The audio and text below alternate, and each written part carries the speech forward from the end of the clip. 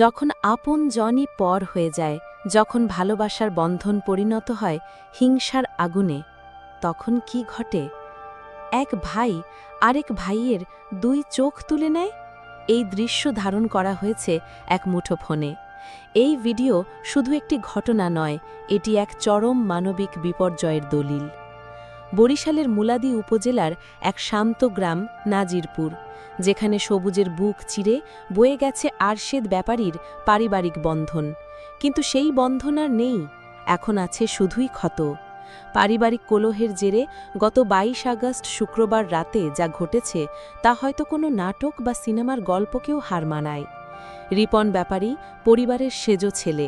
তার আপন ছোট দুই ভাই রোকন ব্যাপারী ও স্বপন ব্যাপারীর দ্বারা নৃশংস আক্রমণের শিকার হন।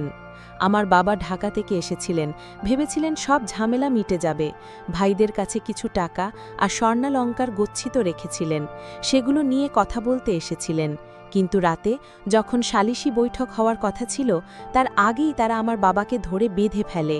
আমি ওই সময়ের কথা ভাবলেও শিউরে উঠি। এই ঘটনার সাক্ষী ছিল পুরো গ্রাম, কিন্তু কেউ হয়তো বিশ্বাস করতে পারেনি। একটি ভাইরাল ভিডিওতে দেখা যায় রিপন ব্যাপারীর বাম চোখ আঙুল দিয়ে উৎপাটন করা হচ্ছে। যারা এই অমানবিক কাজটি করেছে তারা তার আপন ভাই এবং তাদের স্ত্রী মেয়েরা। মানুষগুলো যেন পিশাচের রূপ ধারণ করেছিল। একজন নারীর হাতে একটি উৎপাটিত চোখ দেখা গেছে, যে দৃশ্য মানুষের বিবেককে নাড়িয়ে দেয়।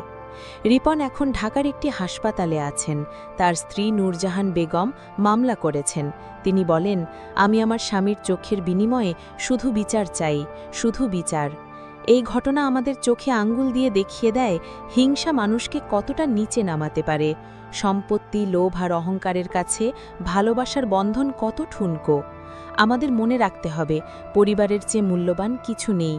আমাদের উচিত নিজেদের সম্পর্কগুলোকে যত্ন নেওয়া এবং যে কোনো মূল্যে মানবিকতা টিকিয়ে রাখা। এই ঘটনায় যারা আহত হয়েছেন তাদের জন্য আমাদের সহানুভূতি, আর যারা এই ধরনের হিংসার শিকার হয়েছেন তাদের জন্য আমাদের প্রার্থনা। রিপন ব্যাপারীর এই করুণ পরিণতি আমাদের মনে করিয়ে দেয় জীবনের মূল্য অনেক বেশি।